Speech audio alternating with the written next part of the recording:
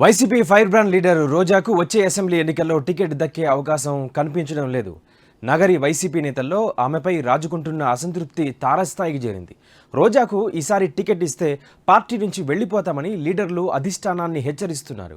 రోజా నగరి నియోజకవర్గ అభివృద్ధికి చేసిందేమీ లేదని, ఒంటెద్దు పోకడలతో పెత్తనం చలాయిస్తుందని ఆగ్రహం వ్యక్తం చేస్తున్నారు. రోజా కుటుంబం అవినీతికి అడ్డాగా మారిందని, ఆమెకు టికెట్ ఇస్తే ఓడిపోవడం గ్యారంటీ అని జగన్ను హెచ్చరిస్తున్నారు. పార్టీలో తనపై తీవ్ర వ్యతిరేకత ఉన్న సంగతి రోజాకు కూడా అర్థమైంది. టికెట్ ఇచ్చినా ఇవ్వకపోయినా పార్టీ కోసం పనిచేస్తానని అంటున్నారు. అయితే రోజా తనకు సన్నిహితురాలు కావడంతో టికెట్ విషయంలో ఇప్పటికిప్పుడు నిర్ణయం తీసుకోవడానికి జగన్ వెనకాడుతున్నారు. అభ్యర్థులను మార్చే పనిలో భాగంగా భారీ స్థాయిలో ఇన్ఛార్జీలను మారుస్తున్న జగన్ నగరి విషయంలో ఆచితూచి వ్యవహరిస్తున్నారు. రోజాను వ్యతిరేకిస్తున్న మంత్రి పెద్దిరెడ్డి రామచంద్రారెడ్డితో నగరి పరిస్థితిపై మంతనాలు జరుపుతున్నారు. చిత్తూరు జిల్లాలో వైసీపీ అభ్యర్థుల విషయంలో పెద్దిరెడ్డి కీలక పాత్ర పోషిస్తున్నారు.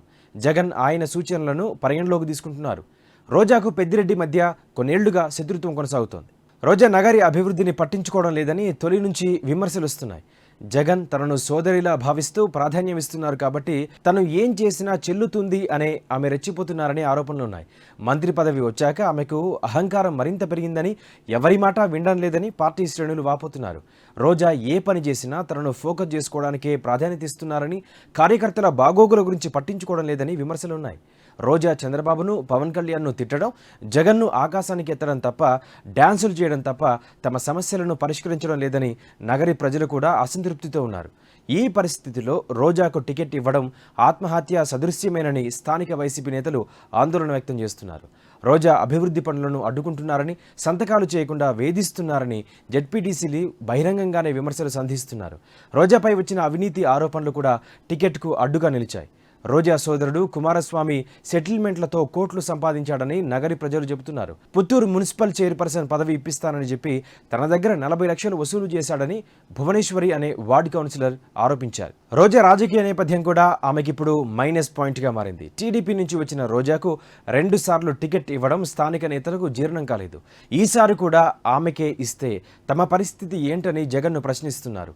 పార్టీని స్థాపించినప్పటి నుంచి జగన్నే నమ్ముకుని ఉన్నామని, ఈసారైనా తమకు టికెట్ ఇవ్వాలని కోరుతున్నారు కేజే కుమార్, కేజే శాంతి, చక్రపాణి రెడ్డి తదితరులు. రోజాకు టికెట్ ఇవ్వొద్దని జగన్ను కోరుతున్నారు. పార్టీ విజయం కోసం అందరూ కలిసి పనిచేయాలని సీఎం పదే పదే చెబుతున్నా పరిస్థితి మారడం లేదు. వచ్చే ఎన్నికల్లో మొత్తం 175 సీట్లలో గెలిపే లక్ష్యంగా పనిచేస్తున్న జగన్ గెలుపు గుర్రాలకే టికెట్లు ఇస్తున్నారు. రిస్క్ ఉన్న చోట్ల కొత్త అభ్యర్థులను నిలబెడుతున్నారు. నగరి విషయంలోనూ కొత్త అభ్యర్థికే ఛాన్స్ దక్కే అవకాశం ఉందని పార్టీ శ్రేణులు అంటున్నాయి. దీనికి రోజా కూడా సిద్ధమైనట్లే కనిపిస్తోంది. తనకు టికెట్ ఇచ్చినా ఇవ్వకపోయినా జగన్ వెంటే నడుస్తామంటున్నారు.